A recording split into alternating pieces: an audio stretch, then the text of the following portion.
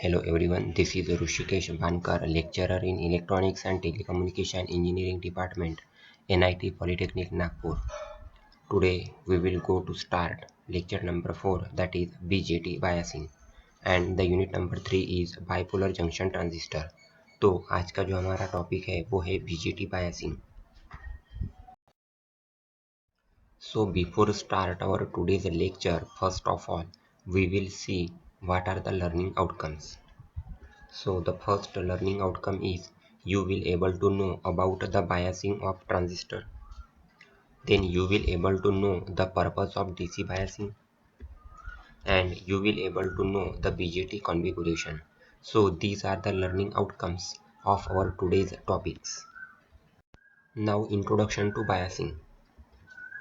So the analysis or design of a transistor amplifier requires the knowledge of both the DC and AC response of the system.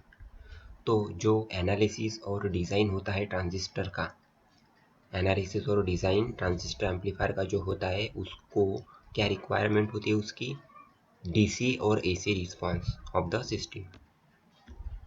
Then in fact the amplifier increases the strength of a weak signal by transferring the energy from the applied DC source to the weak input AC signal. तो जो amplifier होता है वो क्या करता है, amplifier it increases the strength of weak signal. जो weak signal का स्ट्रेंथ है उसे इंक्रीज करता है. कैसे? By transferring the energy transfer करके from the applied DC source to the weak input AC signal. Then the analysis और design of any electronic amplifier therefore has two components. तो analysis या design जो है electronic amplifier का, उसके दो components हैं. वो कौन से दो कंपोनेंट्स हैं वो देखेंगे. So first is the DC portion and the second is the AC portion. So during the design stage, the choice of parameters for the required DC levels will affect the AC response. तो जब design करते हैं हम, design stage में क्या होता है, जो पैरामीटर्स होता है उसका जो चॉइस करते हैं हम DC लेवल के लिए, तो वो अफेक्ट करता है AC रिस्पॉन्स पे. Now what is the biasing circuit. तो बायसिंग क्या होता है वो देखेंगे हम. So the application of DC voltages to establish a fixed level of current and voltage. तो बायसिंग मतलब क्या हो गया, application of DC voltages. Application मतलब जब हम इनपुट देंगे डीसी वोल्टेजेस, क्यों, to establish a fixed level of current and voltage. मतलब हमें जो सर्किट है उसे ऑन करने के लिए क्या करेंगे, हम डीसी इनपुट देंगे, उसको बोलेंगे हम biasing circuit. Now the purpose of the DC biasing circuit. जो डीसी बायसिंग सर्किट है उसका क्या पर्पस है वो देखेंगे.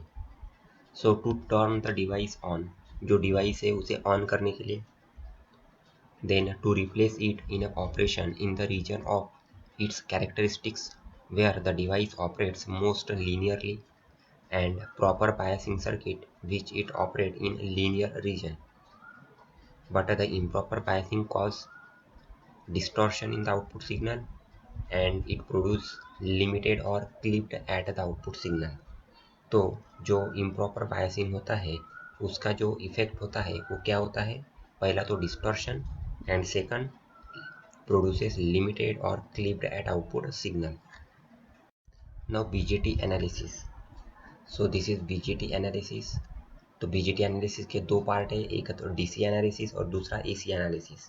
डीसी एनालिसिस के again calculate the DC Q point, that is question point. उसके दो पार्ट है, that is solving input and output loops and second is graphical method. और एसी एनालिसिस में to calculate the gains of the amplifier. बराबर है. तो ये हो गया हमारा BJT analysis. Now the DC biasing circuits. तो डीसी बायसिंग सर्किट्स कौन कौन से हैं वो देखेंगे. तो पहला कौन सा है, fixed bias circuit. Then emitter stabilized bias circuit. Then third is collector emitter loop. Fourth one is voltage divider bias circuit, and fifth one is DC bias with voltage feedback. So these are the 5 DC biasing circuits. Now BJT configuration. तो ये हमारा BJT है, उसके 3 terminal से, पहला emitter, base और collector. और emitter terminal को हमेशा एरो होता है, तो जिस टर्मिनल पे एरो होता है उसको बोलेंगे हम इमीटर टर्मिनल। और ये जो बीच वाला है ये है बेस टर्मिनल, और other is remaining terminal is collector terminal. तो बीजेटी ट्रांजिस्टर जो है उसका जो कॉन्फ़िगरेशन है वो कौन कौन से तीन है। एक है कॉमन बेस, दूसरा है कॉमन इमीटर और तीसरा है कॉमन कलेक्टर। तो ये तीन कॉन्फ़िगरेशन है। अब कॉमन बेस को हम CB बोलेंगे शॉर्ट में, कॉमन इमीटर को CE बोलेंगे और कॉमन कलेक्टर को CC बोलेंगे। That is CB configuration, CE configuration और CC configuration. Now first one is common base. तो कॉमन बेस कॉन्फ़िगरेशन पहला, तो ये सर्किट है कॉमन बेस कॉन्फ़िगरेशन वाला। This is emitter terminal, this is collector terminal and this is base terminal. अब ये input है VEB। देखो अभी ये बेस टर्मिनल है और ये इमीटर है, तो ये वोल्टेज क्या बन गया अपना VEB, इमीटर बेस। सो VEB करंट फ्लो हो रहा है इमीटर टर्मिनल से, तो ये करंट क्या मतलब IE that is emitter current. Then base से करंट फ्लो हो रहा है तो वो हो गया IB that is base current. Then collector और बेस में जो वोल्टेज है वो क्या रहेगा VCB that is collector base voltage VCB। और कलेक्टर टर्मिनल से जो करंट फ्लो हो रहा है उसको बोलेंगे हम IC that is collector current. So this is common base configuration. So this transistor configuration provides a low input impedance while offering a high output impedance। तो ये जो कॉन्फ़िगरेशन है ट्रांजिस्टर कॉन्फ़िगरेशन, ये क्या प्रोवाइड करता है लो इनपुट इम्पीडेंस और क्या ऑफर करता है high output impedance. Then next is common emitter configuration. तो ये कॉमन इमीटर कॉन्फ़िगरेशन की सर्किट डायग्राम है। This is emitter terminal, this is base terminal, this is collector terminal. अब ये करंट कौन सा है IC। Then voltage across this collector और emitter is VCE। Then current flows through this emitter terminal is IE, ये IE है। Voltage क्या है ये VCE that is voltage collector emitter. Then this voltage is VBE, this is VBE voltage, base current क्या है IB, then this is VBE and this resistance is RB. So this is the common emitter configuration circuit. So this transistor configuration is probably the most widely used. अब ये जो transistor configuration है ये बहुत ज़्यादा use में आता है। Then the circuit provides a medium input and output impedance levels। तो ये जो ट्रांजिस्टर कॉन्फ़िगरेशन का जो सर्किट है वो क्या प्रोवाइड करता है medium input and output impedance levels. Then both current and voltage gain can be described as medium, but the output is the inverse of the input that is 180 degree phase change, and this provides a good over performance, and as such it is often thought of as the most vital configuration। ये important configuration है। Then the common collector configuration। So this is common collector configuration circuit. This is emitter terminal, base terminal and collector terminal. This is output that is VEC. This resistance is RE and this is VBC. So this is the common collector configuration circuit. So this transistor configuration is also known as the emitter follower because the emitter voltage follows that of the base। तो ये जो transistor configuration है इसको क्या बोलते हैं हम emitter follower. क्यों बोलते हैं emitter follower, because the emitter voltage जो है वो क्या फॉलो करता है बेस को। Then this configuration offering a high input impedance and a low output impedance, it is widely used as a buffer.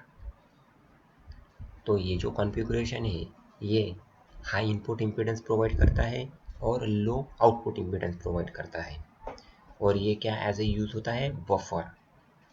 Then the voltage gain is unity, इसका जो voltage gain होता है वो क्या होता है unity.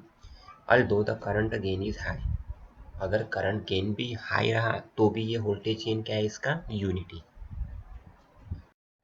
Then the input and output signals are in phase, तो जो हमारा इनपुट और आउटपुट सिग्नल है वो इन फेज है। And in the view of this characteristics The emitter follower configuration is used as a buffer circuit.